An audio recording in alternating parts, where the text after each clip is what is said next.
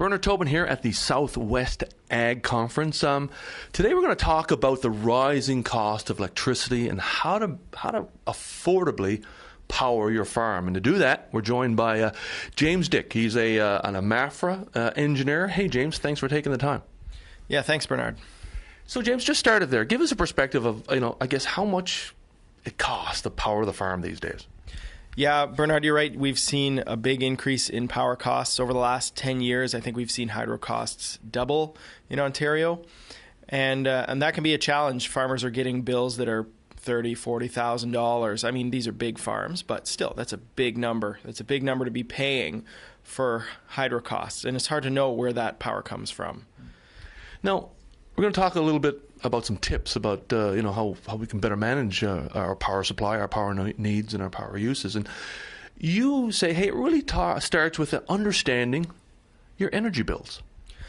That's absolutely right. When somebody gets a power bill, you get it, and it says $30,000. Well, that's a lot of money. And how do you know where that comes from? Your bill gives you a lot of information, but it's not very easy to understand.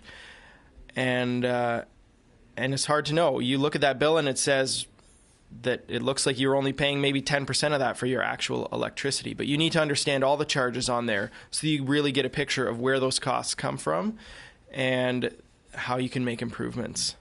Now, you mentioned in the presentation that you did here at the conference about, you really need to know the difference between a kilowatt hour, for example, versus a kilowatt. A kilowatt hour is just the amount of energy you use over the course of time. Think of it filling up a pail with water or a swimming pool. The kilowatt hour is the amount of water that it takes to fill up that swimming pool, whether you do that fast or slow. The kilowatt is the amount of water you need all at one time. So if you're okay with filling that pool over the course of a week, you turn on a garden hose. If you need it filled right away, you have to back up the tanker truck and dump 20,000 gallons of water. So your demand is how fast you need that, how much is running all at once. And if you're a big industrial user, the big grain system, and you use a lot of demand, you're going to be paying for that. Another thing you mentioned as well is understanding the power factor. Yeah, power factor is something that can definitely impact somebody with three-phase power. Power factor is just some inefficiencies that are in there, and you'll see that on your bill if you have a three-phase service. If your power factor is below 90%, you need to be thinking about correcting that because you will get penalized for that.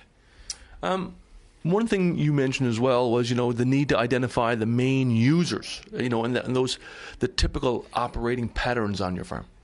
That's right. When you get a power bill that has $30,000 on it and you're not sure where that's coming from, you need to do a survey of your own property, identify where those big motors are, the big fans, and try and keep track of how things are operating. Do you run them for an hour or 12 hours?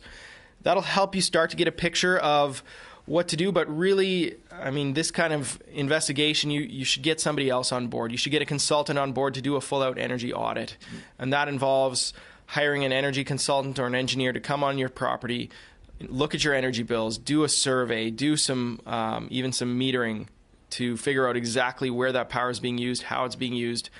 And then the audit will also identify opportunities for savings, whether it's simple things like just changing the timing of when you operate something, or more complicated like upgrading motors or adding heat recovery to a grain dryer. These are all options that would be investigated in an energy audit. They'd lay it out with costs and return on investment. It's a great way. The energy audit creates basically a roadmap for you on your farm to have a picture of how you can move forward in this era of high hydro costs to be more efficient and reduce your final bill.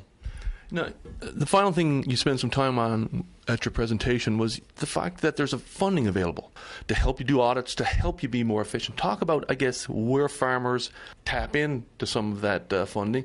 Absolutely. There are dollars available, whether it's through your electrical utility. There are some government programs. Sometimes industry associations might have some funding. The reality is that energy efficiency is beneficial for the utilities too, because they have their infrastructure in place, and if they have a whole bunch of inefficient users, that infrastructure is not being used very well. It's going to cost them money to maintain it and upgrade it. If they can get everyone to be more efficient, it's better for their infrastructure, so they're willing to pay you to become more efficient.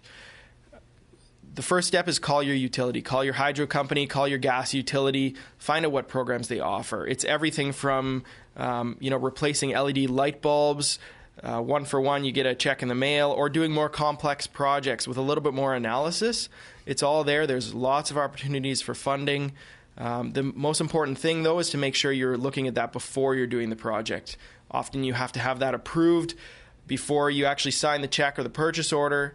So make sure you're getting your utilities and those people engaged early. If you do an energy audit, there is funding for that as well. And also your energy auditor would help you identify what funding is available to help you with these projects.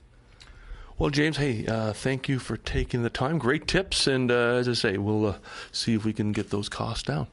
Great stuff. Thanks, Bernard.